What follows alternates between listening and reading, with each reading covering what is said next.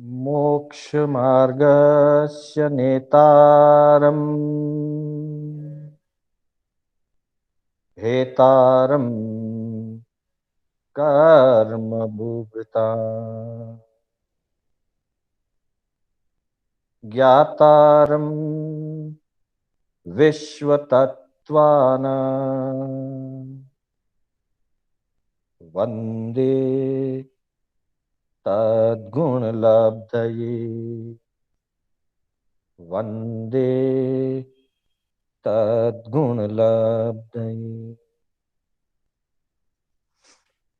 अनंत उपकारी, आस्था के आयाम, चरम तीर्थंकर श्रमण भगवान महावीर को वंदन। प्रभु की परंपरा में विचरण करने वाले परम उपकारी समस्त चारित्र आत्माओं को वंदन। धर्म प्रेमी सज्जनों, सुशील माताओं एवं बहनों,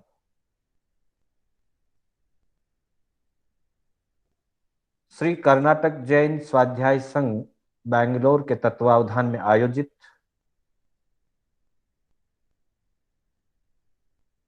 मोक्ष मार्ग तत्वार्थ सूत्र से संबंधित इस कक्षा में मैं शांतिलाल बोहरा आप सभी का हार्दिक स्वागत एवं अभिनंदन करता हूं। बंधुओं, हमारी कक्षा तत्वार्थ सूत्र के 9वें अध्ययन से आधारित चल रही है।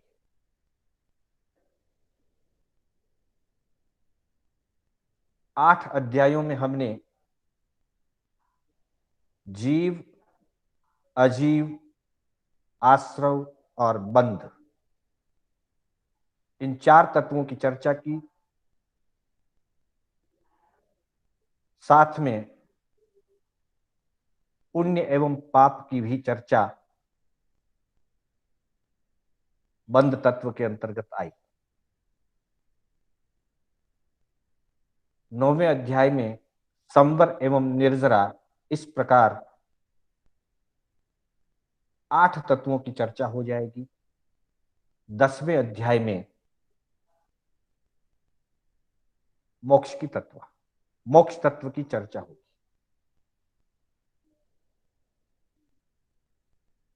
तो बंधुओं,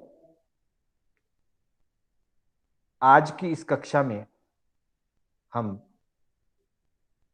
12 भावना रूप संवर की चर्चा करेंगे। इससे पहले इस अध्याय में हमने संवर के स्वरूप एवं भेद, समिति गुप्ति रूप संवर एवं श्रमण धर्म या यति धर्म रूप संवर की चर्चा की है। और आज इसी कड़ी में 12 भावना रूप संवर, सूत्र संख्या 7 के अंतर्गत हम इसकी चर्चा करेंगे। एक बार हम छठे और 7वें 2 सूत्रों का उच्चारण करें। परम आनंद मंगल भावना, सर्व मंगल भावना के साथ। उत्तमः क्षमा मार्दवार्जव शौच सत्य संयम तपस्त्यागा किंचन्यो ब्रह्मचर्याणि धर्मः। उत्तमः क्षमा मार्दवार्जव शौच सत्य संयम तपस्त्यागा किंचन्य ब्रह्मचर्याणि धर्मः। 10 श्रमण धर्मों की, यति धर्मों की इसमें चर्चा हुई थी। 7वें सूत्र में 12 भावना रूप संवर। अनित्या शरण संसारिकत्वान्यत्वा शुचित्वा श्रव संवर निर्जरा लोक बोधि दुर्लभ धर्म स्वख्यातत्वानु चिंतन मनुप्रेक्षः। अनित्या शरण संसारिकत्वान्यत्वा शुचित्वा श्रव संवर निर्जरा लोक बोधि दुर्लभ धर्म स्वाख्यातत्वानु चिंतनम अनुप्रेक्षः। इस तरह से छठे सूत्र के अंतर्गत 10 यति धर्म की चर्चा हुई। 7वें सूत्र के अंतर्गत 12 भावना का परिचय दिया है। इस सूत्र की अगर संधि विच्छेद करके हम देखते हैं तो इसमें 12 भावनाओं के नाम बहुत संक्षिप्त में छोटे से सूत्र के अंतर्गत 12 भावनाओं के नामों का परिचय दिया है। अनित्या शरण संसारेकत्वा न्यत्वा शुचित्वा श्रव संवर निर्जरा लोक बोधि दुर्लभ धर्म स्वाख्यातत्वानुचिंतन अनुप्रेक्षः। अर्थात अनित्य, अशरण, संसार, एकत्व, अन्यत्व, अशुचित्व, आश्रव, संवर, निर्जरा, लोक, बोधि दुर्लभ, धर्म आख्या तत्व, अनुचिंतनम अनुप्रेक्षः। अनुचिंतनम अनुप्रेक्षः, इस सूत्र के अंतर्गत हमें विशेष रूप से जो ध्यान देने योग्य जो 2 शब्द हैं वो अंतिम 2 शब्द। अनुचिंतनम अर्थात अनुचिंतन करना, अनुप्रेक्षा अर्थात जो हमने चिंतन किया उस चिंतन का गहराई से निरीक्षण करना, अच्छी तरह से गहराई से उसका निरीक्षण करना, एनालिसिस करना, अंतर्दृष्टि से देखना। ईक्षा शब्द का अर्थ होता है देखना और प्रेक्षा का मतलब गहराई से देखना, अंतर्भावों से देखना। चिंतन का मतलब भी होता है सोचना और अनुचिंतन का मतलब होता है बहुत सूक्ष्मता से चिंतन करना।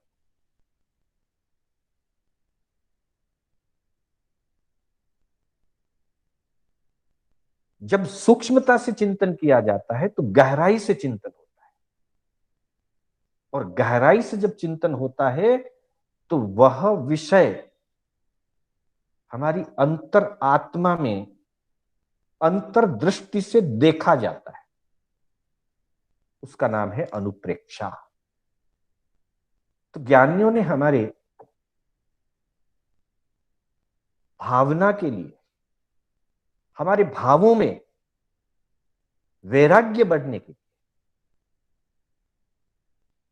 12 अनुप्रेक्षा, 12 प्रकार की अनुप्रेक्षा का कथन किया है, 12 भावनाओं का निरूपण किया है।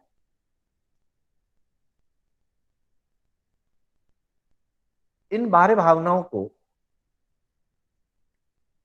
वर्गीकरण की दृष्टि से वैराग्य भावना कहा जाता है, क्योंकि हमने 7वें अध्याय के अंतर्गत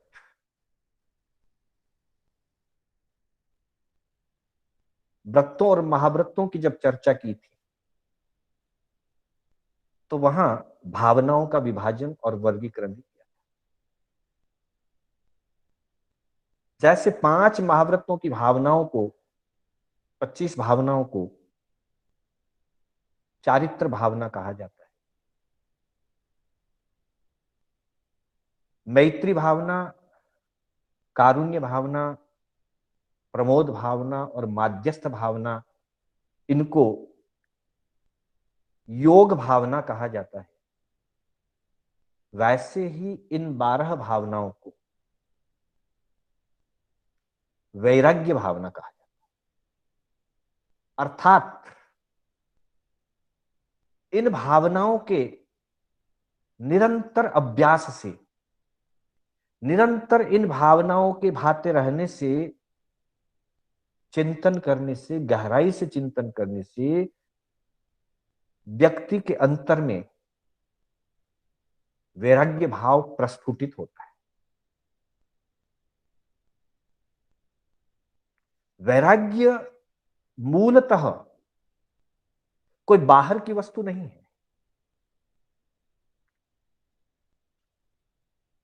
हम बाहर की तरफ चले गए हैं, हम आत्म स्वभाव से राग आदि विभाव की तरफ चले गए हैं। उस विभाव से वापस स्वभाव में आने का प्रयास करना और स्वभाव में आने के लिए पुरुषार्थ करना, यही वैराग्य है। और वह पुरुषार्थ इन भावनाओं के अनुचिंतन करने से, इन भावनाओं की अनुप्रेक्षा करने से, गहराई से चिंतन करने से वैराग्य मजबूत होता है।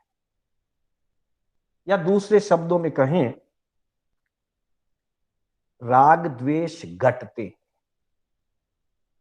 राग द्वेष का घटना ही वैराग्य है। अतः इन भावनाओं को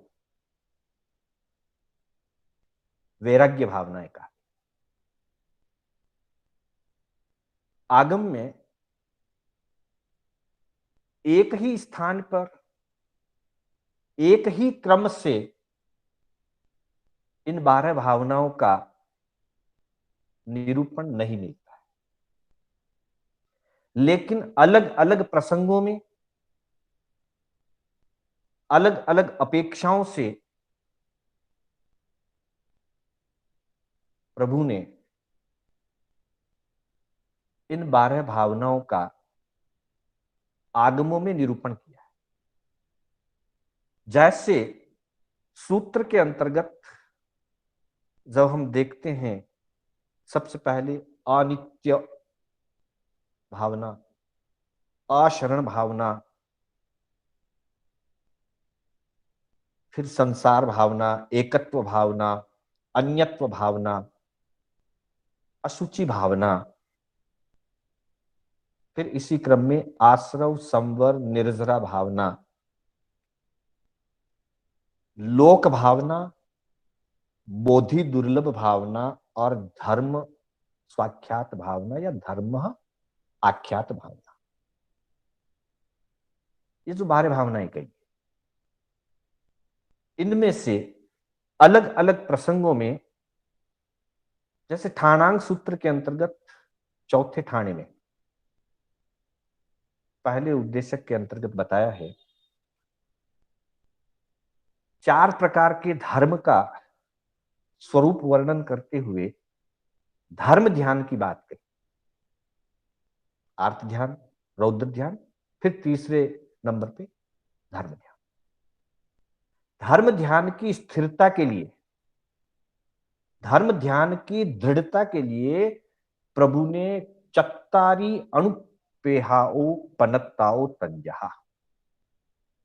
भगवान फरमाते हैं, धम्मस्वनम झाणस्व, धर्म ध्यान के लिए चत्तारी अणुपेहाओ, 4 प्रकार की अनुप्रेक्षाएं कही गई है।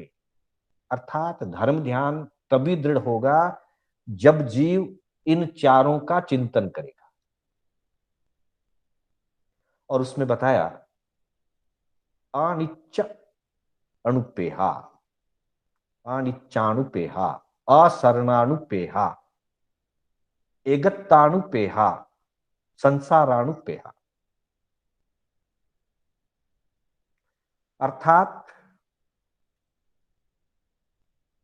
इस लोक की, इस जगत की, इस जीवन की, स्वयं अपने शरीर और अपने संबंधों की अनित्यता का चिंतन करें।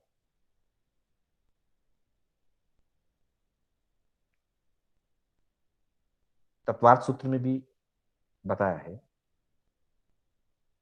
जगत काय स्वभावो संवेग वैराग्यार्थम, एक सूत्र आया था पिछली क्लास में, पूर्व की कक्षाओं में। जगत काय स्वभाव अर्थात जगत का क्या स्वभाव है, संसार का क्या स्वभाव है, और काय यानी शरीर का, जीवन का क्या स्वभाव है। इन दोनों के स्वभाव को जानने से संवेग वैराग्यार्थम, संवेग और वैराग्य की वृद्धि होती है,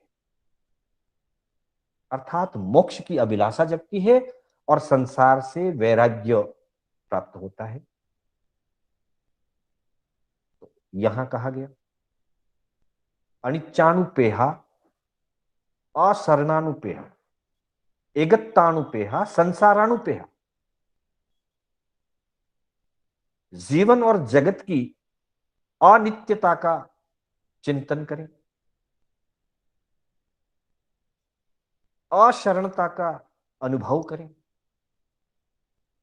कि चाहे कैसी भी स्थिति हो जाए, चाहे मैं कितना भी मजबूत संबंधों का निर्माण कर लूं, धन, अर्थ, पद और सत्ता को प्राप्त कर लूं, लेकिन जिस समय कष्ट पीड़ा आती है, मृत्यु सामने आती है, कोई शरणदाता नहीं हो सकता। कोई हमें शरण देकर के उस दुख पीड़ा या मृत्यु से नहीं बचा सकता। पहले ही कह दिया ये स्थिर नहीं है, अनित्य है, नित्य नहीं रहेगा।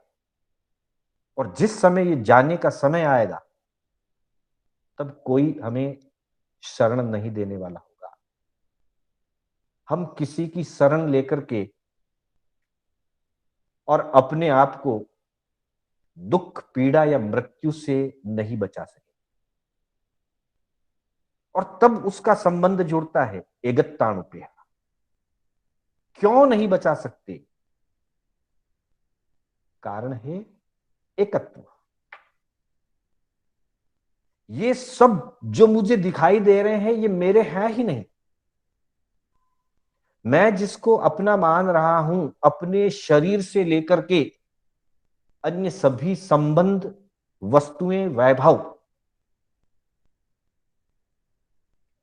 मैं जिनको अपना मान रहा हूं वो मेरे हैं ही नहीं। क्योंकि आत्मा तो अकेली है। आत्मा के एकत्व का अनुभव करना, एकत्व का चिंतन करना, उसका नाम है एकत्व भावना या एकत्व अनुप्रेक्षा। आत्मा अकेली, परंतु अकेली होते हुए भी हमने विभाव दशा के कारण, राग द्वेष के कारण कर्मों का बंधन कर रखा है और आज भी कर्मों का बंधन कर रहे हैं।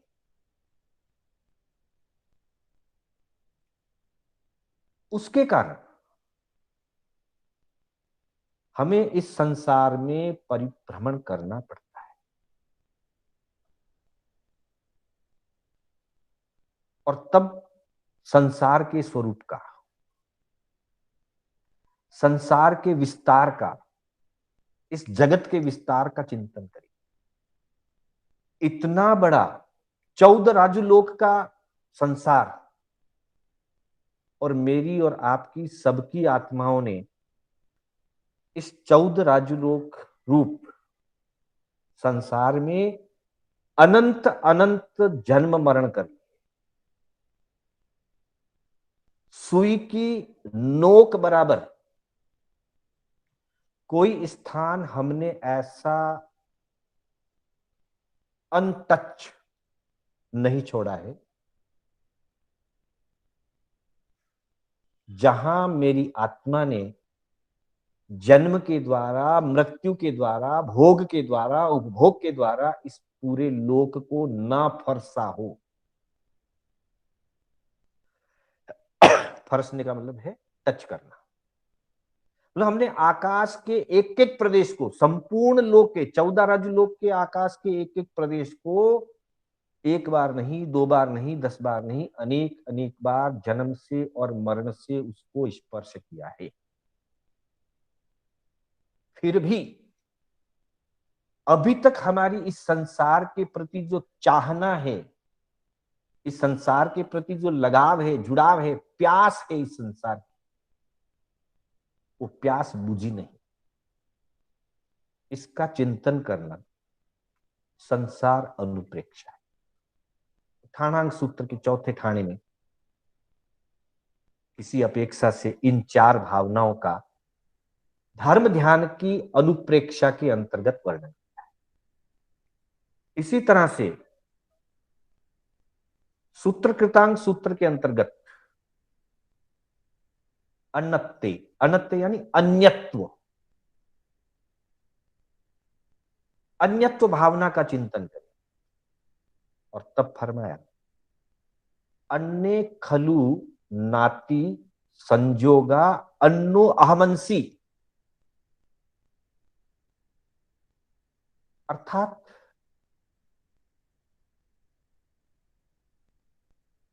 कुल, जाति, संयोग, संबंध जितने भी इस संसार के अंतर्गत हैं, ये सारे व्यवहार के संयोग, व्यवहार के संबंध, जहां हमने जन्म लिया, जिस कुल में, परिवार में हमारा जन्म हुआ, जहां हमने संबंधों को जोड़ा, वे सभी अन्य, सब अन्य हैं। अन्य का मतलब पराया, वे सब पराये हैं। और अन्नो अहमंसी, और मैं भी उन सब के लिए अन्य हूं। वे सब मेरे लिए अन्य हैं, पराये हैं, और मैं भी उन सब के लिए पराया हूं। मात्र कर्मों के उदय के वश, राग और द्वेष के जो हमारे कर्ज बंधे हुए हैं, जो हमारी आत्मा पर कर्मों का कर्जा चढ़ा हुआ है, उस कर्ज को चुकाने के लिए मात्र व्यवहार में ये संयोग, ये संबंध जुड़े हैं, और उनको मैं अपना मान रहा हूं। लेकिन वास्तव में अगर देखा जाए, अंतर्दृष्टि से अगर देखा जाए, तो अन्य खलु नाती संजोगा अन्नो अहमंसी, ज्ञाति, संयोग, कुल, परिवार, संबंध, ये सब अन्य हैं, पराये हैं, और मैं भी इन सब के लिए अन्य हूं, पराया हूं। क्योंकि एक जन्म के बाद इनमें से कोई भी हमारे साथ एज इट इज नहीं होगा। जैसे ही जीवन, आयु स्थिति के अनुसार जीवन पूरा होगा, उसी के साथ ये सभी संबंध यहीं के यहीं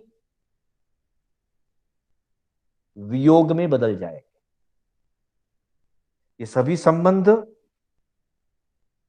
संयोगों से अलग हो जाएंगे, और फिर अगले ही क्षणों में हमारी आत्मा का कहीं और जन्म होगा। देवगति में हो सकता है, नरक गति में हो सकता है, अथवा तिर्यंच गति में हो सकता है, अथवा पुनः मनुष्य गति में भी हो सकता है। जहां भी होगा वहां फिर नए संबंध, नए कर्मों के उदय के वशीभूत, नया राग, नया द्वेष, नए संबंध, नया संयोग, नई जाति, नया कुल फिर हो जाए। और ऐसा चक्र एक एक जीव की आश्रित, एक बार नहीं, 2 बार नहीं, 10 बार नहीं, 100 बार नहीं, बल्कि अनंत अनंत बार हुआ है। अगर अपना होता, पराये नहीं होते, तो बार बार छूटते नहीं और बार बार नए बदलते नहीं। व्यवहार के उदाहरण से समझिए। हालांकि संसार में घर भी पराया है, फिर भी व्यवहार में हम दो रूप मानते हैं। किसी के लिए घर किराए का है और किसी के लिए वो कहता है घर अपना है। जिसका ऑन प्रॉपर्टी है तो वो कहता है अपना है। व्यवहार पक्ष में, निश्चय में तो सब, जब शरीर ही पराया है तो घर की तो बात है। लेकिन फिर भी जिसका घर किराए का होता है वो पराया होता है और उसे समय समय पर बदलना होता है। और जिसका घर ऑन प्रॉपर्टी है, निजी संपत्ति है, वो पूरे जिंदगी भर उसमें रहता है, बदलने की जरूरत नहीं पड़ती। इस उदाहरण से हम समझ सकते हैं कि जो बदला जाता है वो अपना नहीं होता। और जीवन की दृष्टि से हम देखें तो हर जन्म में हमारे रिश्ते बदलते हैं, हमारे नाते बदलते हैं, हमारा शरीर बदलता है। जिस शरीर में हम इस भाव में हैं, इस भाव का आयु पूरा होते ही इस शरीर का अंतिम संस्कार कर दिया जाएगा। और अपने आप को मैं कहने वाला यह जीव, यह आत्मा फिर किसी अन्य शरीर को धारण कर लेगा, शरीर को स्वीकार कर। तो फिर वो अपना कैसे?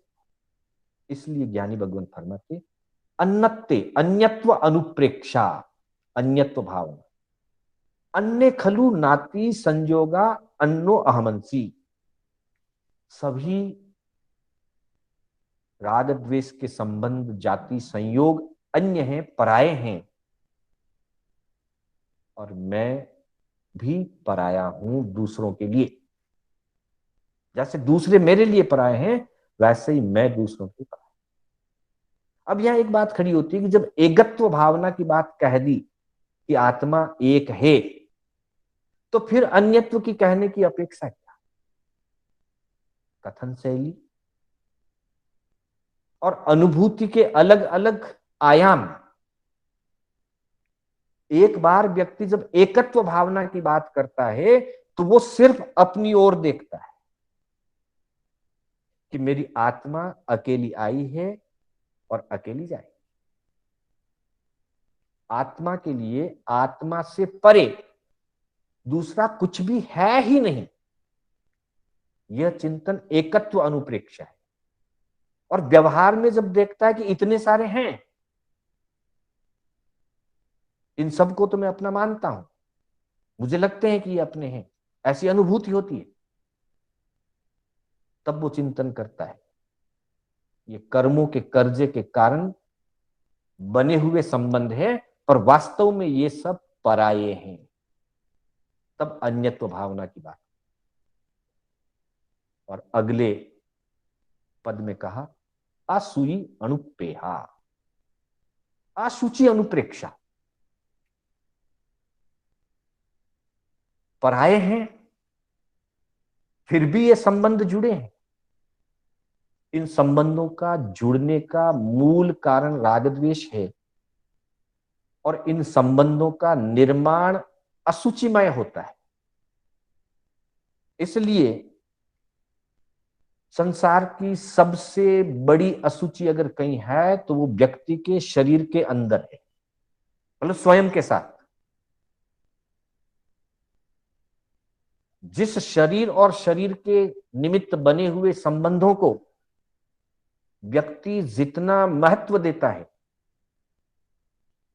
जितना उससे राग भाव रखता है और विपरीत होने पर द्वेष करता है,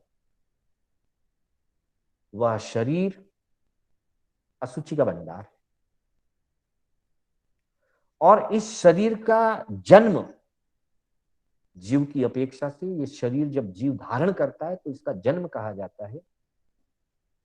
ये जन्म असुचि के संबंधों से ही होता है। रज और वीर्य रूपी असुचि उस रज और वीर्य के संयोग को आहार रूप में परिणत करके जीव अपना जीवन का प्रारंभ करता है हर भाव में। अर्थात असुचि के पुद्गलों को ग्रहण करके इस असुचिमय शरीर का निर्माण होता है। गुरुजी कहा करते हैं कि अगर ये शरीर के ऊपर जो चमड़ी है, जिस चमड़ी के कारण ये शरीर हमको शोभायमान आभामय लगता है, सुंदर और सुहावना लगता है, अगर इसको पलटा दिया जाए, अर्थात ऊपर वाली चमड़ी नीचे चले जाए और चमड़ी के नीचे वाला जो अंश अंदर वाला है वो बाहर आ जाए, तो गुरुजी समझाते हैं हमको कि वैसी स्थिति में इस शरीर की कुत्तों से, कौवों से और चीलों से रक्षा करना मुश्किल हो जाए। इतनी असुचि भरी उस असुचि को भोगने के लिए कुत्ते, कौवे और चीले अपना डेरा डाल दे, ऐसा असुचिमय शरीर। तो इस तरह से इन दो आगम वाक्यों के माध्यम से अनित्य भावना, अशरण भावना, एकत्व भावना, संसार भावना, अन्यत्व भावना और असुचि भावना, इन 6 भावनाओं का आगम में बहुत विशद विवेचन किया है, बहुत गहराई से विवेचन किया है। हम इन आगमों का अध्ययन करके इन भावनाओं को और गहराई तक ले जा सकते। आगे के सूत्रों में, आगे के आगम वचन में कहा है, शेष बची हुई 6 और भावनाएं, 12 भावना में से 6 भावनाएं हुई। उनके बाद हम देखें अगर अगले आगम वचन को, तो वहां कहा है, जाऊ असाविनी नावा न सा पारसगामिनी, जा निरसाविनी नावा साउ पारसगामिनी। एक उपमा के द्वारा नाव, बोट, नौका, एक नौका का उदाहरण देकर के उपमा से इसको समझाया। जाऊ असाविनी नावा, न सा पारसगामी, वह नौका पार नहीं पहुंचेगी, डूब जाएगी। कौन सी नौका? जो असाविनी है, अर्थात जिसमें पानी का आश्रव हो रहा है। कोई एक ऐसी नौका है, उपमा से समझने के लिए, कि जिस नौका के तल में, पैंदे में छेद है। एक नाव, जिस नाव के पैंदे में छेद लगे हुए हैं, छेद बने हुए हैं, 2, 4, 5, 10, 20, 50 छेद, उस नौका को यात्रियों से भर करके, यात्रियों को बिठा करके और फिर उसको पानी में छोड़ दिया जाए, जलाशय में छोड़ दिया जाए कि इस तीर से उस तीर तक पहुंचना है, इस किनारे से उस किनारे के लिए यात्रा करनी। नौका छिद्र वाली है और छिद्रों वाली नौका होने के कारण उसमें उस जलाशय का पानी अंदर आ रहा है। असाविनी, आश्रव युक्त, आश्रविनी, जिसमें पानी का आश्रवण हो रहा है, यानी कि पानी आ रहा है। जिस नौका में पानी आ रहा है, न सा पारसगामिनी, वह नौका पार नहीं पहुंचेगी, क्योंकि पानी से वो भारी हो जाएगी, भर जाएगी, और जैसे जैसे भरती जाएगी वैसे वैसे वो जल में नीचे बैठती जाएगी, और एक क्षण आएगा कि वह नौका पूरी डूब जाएगी। इस उदाहरण से, इस उपमा से आश्रव भावना को समझाया गया है कि अगर मैं मन वचन काया की दुष्प्रवृत्तियां करता रहूं, कषय विषय विकार और कषायों को सेवन करता रहूं, तो मेरे अंतर में कर्म रूपी पानी का आश्रवण होता रहेगा और मेरी आत्मा रूपी नौका उस भव सागर में डूब जाएगी, संसार सागर में डूब जाएगी। इसलिए इसका चिंतन करें और चिंतन करके उससे बचें। इसके विपरीत, जा निरस्साविणी नावा साउ पारसगामी, जो नौका, जो नाव निरस्राविणी है, अर्थात आश्रव से रहित है, छेद वाली नहीं है, बिना छेद वाली है। छेदों को जिसका बंद कर दिया गया, छेदों को कवर्ड कर दिया गया है, ऐसी जो नौका है साउ पारसगामिनी, वह नौका पार पहुंचेगी, अर्थात उसमें पानी नहीं भरेगा, भार नहीं बढ़ेगा और वो तैरती हुई इस पार से उस पार, इस किनारे से उस किनारे पहुंच जाएगी। ठीक वैसे ही जो संवरवान आत्मा हो, जो अपने पाप कर्म आने के दरवाजों को बंद कर दे, आश्रव द्वार को बंद करके संवर की आराधना में जो जीवात्मा लग जाएगी, वह पारसगामिनी, वह इस संसार से पार पहुंच जाएगी, मतलब इस संसार से ऊपर उठ करके मोक्ष रूपी पार को, मोक्ष रूपी मंजिल को, किनारे को प्राप्त कर। जैसे नौका किनारे पर पहुंच जाती है, वैसे ही जीवात्मा संसार के किनारे पर पहुंच जाता है। और प्रकृति का संयोग देखिए, मुक्त बनी आत्माएं लोकाग्र के ऊपर जाकर के ठहरती हैं, लोक के किनारे पर जाकर के ठहरती। यह स्वरूप संसार के अंदर नाव और समुद्र वाला जो उदाहरण दिया है, बिल्कुल उसके साथ सुव्यवस्थित रूप से घटित होता है। नाव समुद्र के किनारे लग जाती है और जीवात्माएं जो संवरवान होती है, आश्रव द्वार रोक देती हैं और पुराने कर्मों का निर्जरा के द्वारा क्षय कर देती है, निकाल देती है कर्मों को, वो इस लोक के किनारे पर, लोकाग्र पर जाकर के हमेशा के लिए अवस्थित हो जाए। अन्यथा इस संसार सागर में डूबती रहती है, फिर ऊपर आएगी, फिर नीचे जाएगी, फिर ऊपर आएगी, फिर नीचे जाएगी, जन्म मरण से इस चतुर्गति रूप संसार में पार नहीं पा सकेगी, इसी के अंदर डूबती और तैरती रहेगी।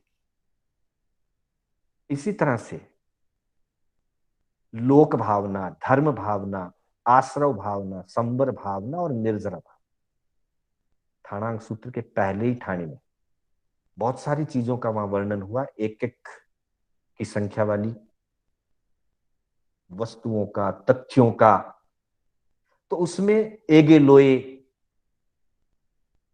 लोक का चिंतन करो, एगे धम्मे, धर्म का चिंतन करो, एगे आसवे, आश्रव का चिंतन करो, एगे संवरे, संवर का चिंतन करो, एगा निजरा, निर्जरा का चिंतन करो। अर्थात वहां सिर्फ सूत्र दिए हैं, लोक एक है, धर्म एक है, आश्रव स्वरूप से एक है, व्यवहार से आश्रव के अनेक भेद हैं। धर्म भी स्वरूप से एक है, पर व्यवहार से धर्म के विभिन्न भेद हैं। हमने गत कक्षा में 10 प्रकार के यति धर्मों का परिचय किया था। लोक निश्चय से एक है, द्रव्य की अपेक्षा से लोक एक है, लेकिन व्यवहार अपेक्षा से, क्षेत्र से, काल से, भाव से लोक के भी विभिन्न स्वरूप हैं। इसी तरह से एगे आसवे, एगे संवरे, संवर एक ही प्रकार का होता है। कर्मों के आने को रोकना, उसका नाम संवर है, वो एक ही प्रकार का है। अब वो कितनी कितनी अपेक्षाओं से रुक सकता है, उतने उतने व्यवहार से उसके भेद हो सकते हैं। एगा निर्जरा, निर्जरा भी एक ही प्रकार की। आत्मा से कर्मों का निकलना, वो निर्जरा का रूप है।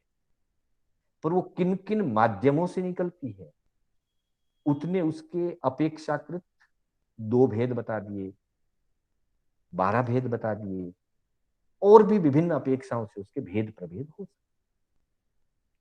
तो इस तरह से आगम में लोक भावना के लिए, धर्म भावना के लिए, आश्रव और संवर भावना के लिए और निर्जरा भावना के लिए भी संकेत किया है। फिर 11वीं भावना कही है मोहि दुर्लहे, मोदी दुर्लभ भावना।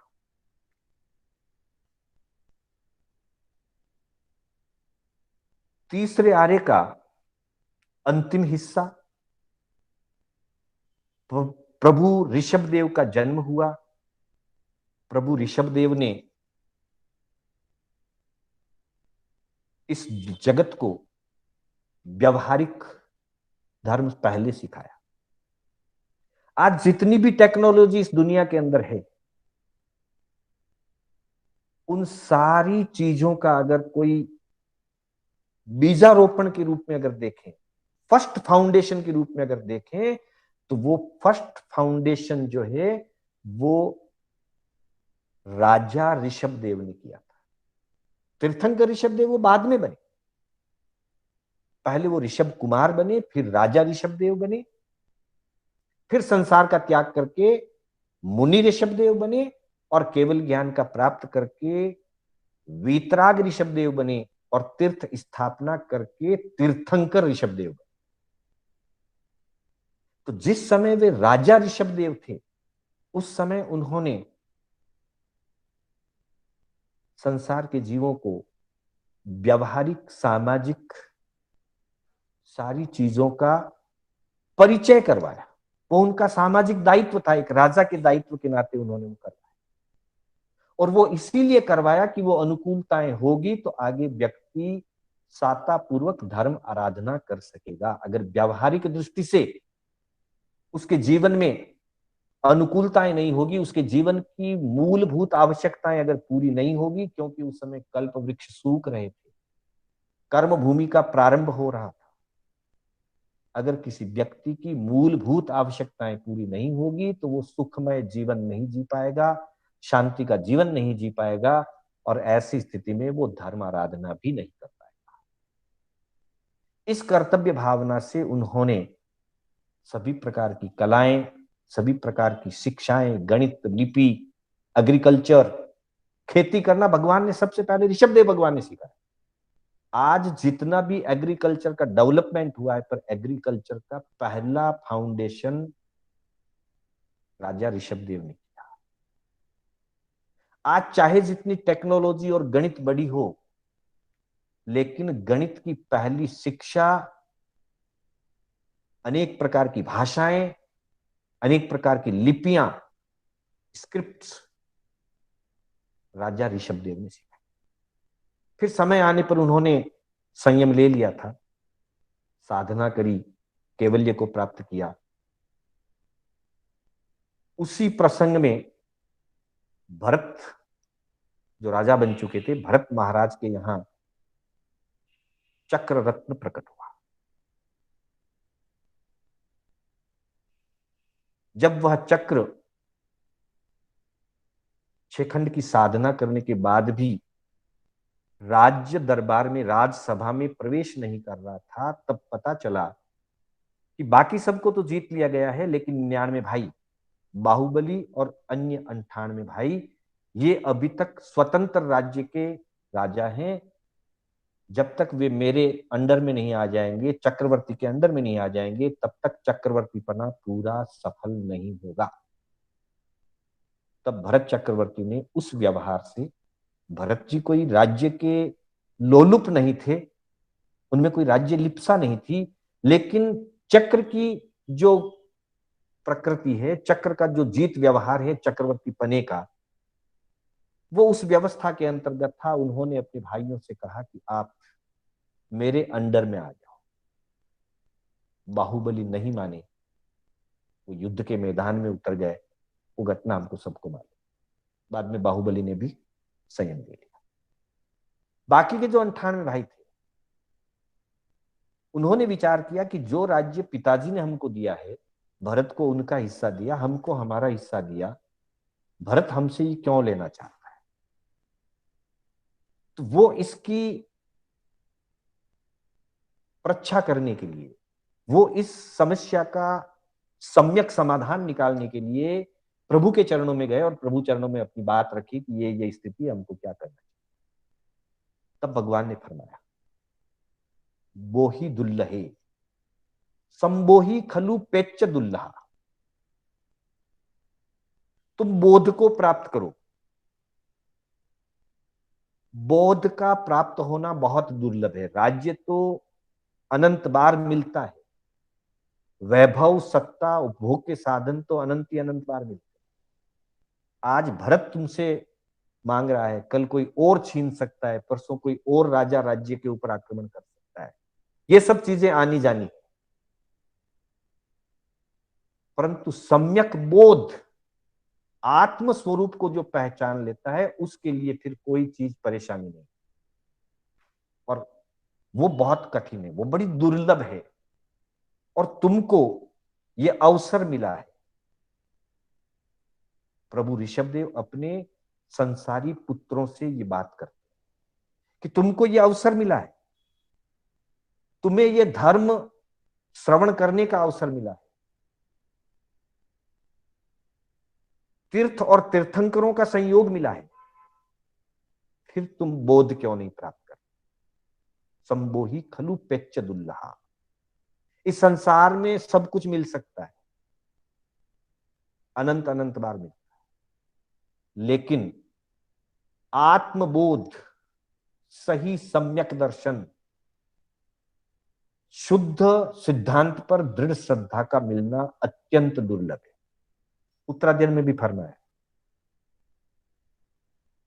श्रद्धा परम दुर्लभ, श्रद्धा को परम दुर्लभ बताया।